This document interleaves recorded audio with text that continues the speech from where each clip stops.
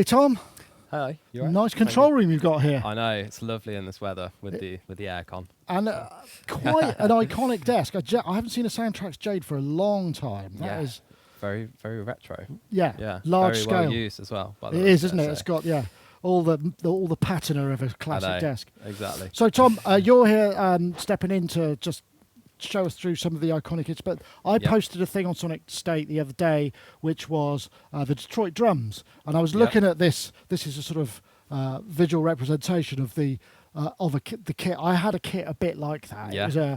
It was a Rogers 1960s marble kit, and it had the sound of the JBs,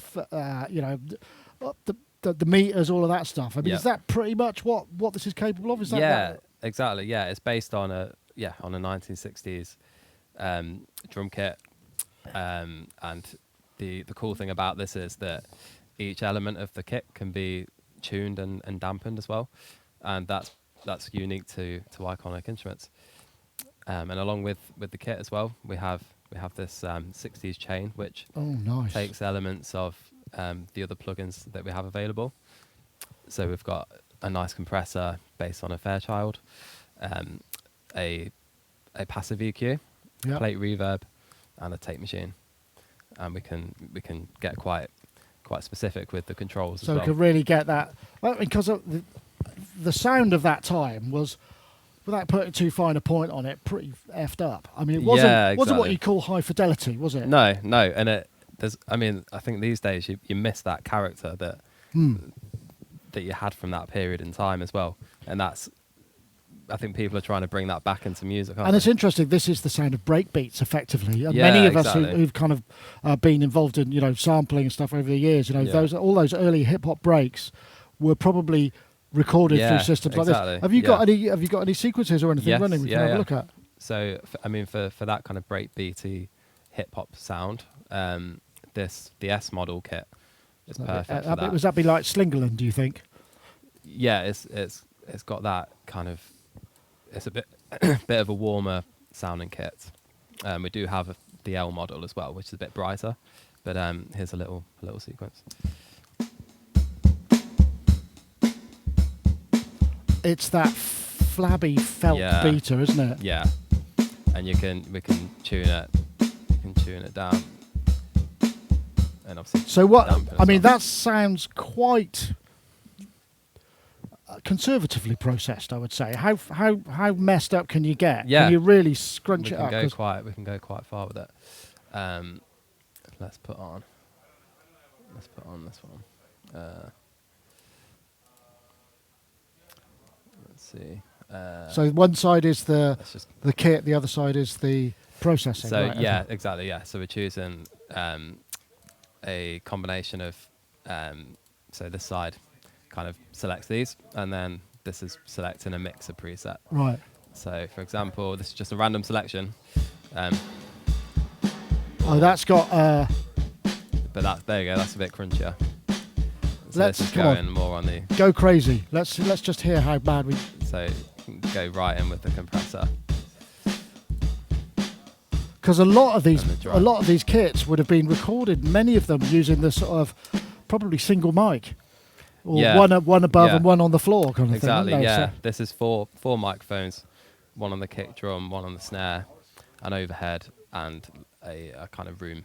So what happens if you take everything out? I'd just be really interested to hear what the overhead sounds like if you pull those other channels down. Yeah. If we solo the overhead. That's actually panned. That's pan hard. So interesting. Let's bring that to the middle. So that's quite that's quite a small drum room. Yeah, exactly. So I guess the overhead and the room were panned left and right in that one. In that particular preset, yes. Let's try some more. Just have a couple more listens. I'm just really curious about this because sure. I think as I said, almost making your own. Because I used to record my own. I used to make breakbeats with it. Yeah. And all I'd do is I'd have I had a D12 on the kick and a fairly rubbish Sony stereo mic on the top, which I think even that was a little bit too high fidelity. Yeah. But just by messing it up, and I used to record it into you know, an S900 or something, so Yeah. it would be really low bit rates, or yeah. 12-bit or something, and so you could get some really tasty sounds. I see you got some more examples here. Come on, I'm not. Yeah, gonna... let's just flick through a couple of. Let's go through here. So bring this one up. This is using the other kit. That's like a Ludwig type kit. Exactly. Yeah. I'm saying St. James Brown. It's a man's world there, I would say. Yeah, it's definitely given that vibe. Yeah.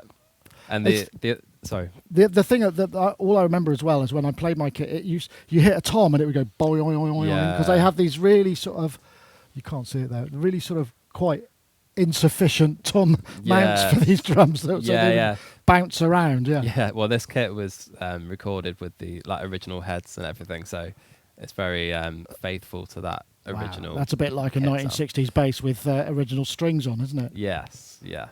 And another thing to note with these plugins, the hi-hat, when you change in between articulations, it actually sweeps through samples, so it's a very realistic. Let's have another pattern. Let's have a listen.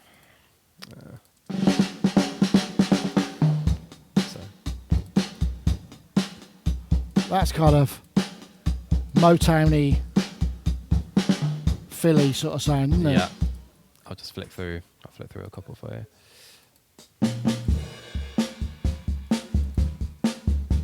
A bit more open. It's interesting sounding. as well, isn't it? Because a lot of those drummers back then came from military backgrounds or marching band backgrounds and were really highly trained. So they didn't hit the kits all that hard. And that's that's an example of it not being walloped, is it? It's just, exactly. I call it sort of BBC orchestra style drumming. Yeah. I mean, think of like Ringo from Beatles. Yeah. Like, he never played that hard, did he? No. And it created that sound. Like he would have used a kit similar to this, really, from this era. And it lends itself to that sound. Yeah. Got another one? Yep. Let's have a listen to this one.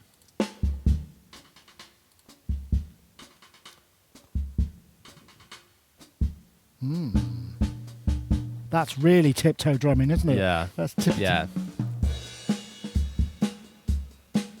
It's funny, I mean, just the fit, because I imagine the feel of drumming, I mean, this is completely off topic, but the feel of drumming almost feels like by having that extra intent of hitting it, it sort of almost feels like you'd be ahead of the beat and a bit more kind of on it. Whereas like the really light feel drummers, I wonder what would their feel be more lazy? I don't know. That's an interesting thought. Yeah, I think probably, yeah. I mean, if you're going to be hitting it harder, you get there be quicker. A bit more intentional with it. Yeah, yeah, exactly. So, I think the Motown feel is definitely.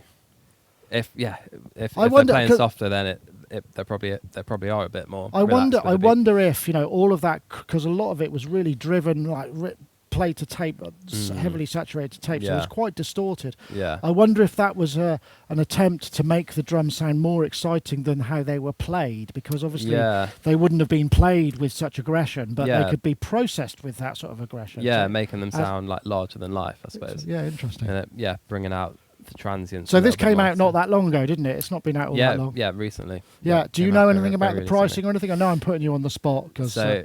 Well, this weekend, if you're at GearExpo, you can get the Detroit drums for £25. Wow. So that's good pretty good deal. Yeah. Do you know what the normal price is? £75. Right, and that comes with 2 kits and lots of different articulations and samples. Yeah, exactly. Nice. And it's no brainer really. Hard to and are these patterns included, or are they something that were put together? They're not included. Currently, there's no grooves or sequencer. Oh, okay. Did you put those together for this demo then? Yes. Oh, nice. But it's something that will be coming soon. So are you a drummer? So, I'm not, but I'm a producer, programmer. So yeah. Yeah. Nice. Used to all this stuff. Well, because if you program beats and whatnot, I mean, what's it like with the round robin and stuff? Do you get that? Is it quite? It passes the uncanny valley test when you sort of think, oh, hold on, I've heard that hi-hat hit before. Yeah. I mean, programming drums just it's a lengthy process, but yes, I would agree. This is really good actually, because you can turn the round robin on and off as well. Oh right, so you can get it a bit more. So I'm just curious. Did you quantize those very heavily, or do you work off grid? No, they're quite off grid actually. Right. Yeah, and I mean that is, like you were just saying. Then that's the way that Motown was played. Really, like it's not exactly on the. Did you play it in via a keyboard, or do you mouse it in, or? Mainly just drew it in. Wow, yeah, just drew it in. Impressive. Good work. Yeah. So yeah, thanks. Brilliant. Well, thanks for showing us. No worries. Thanks.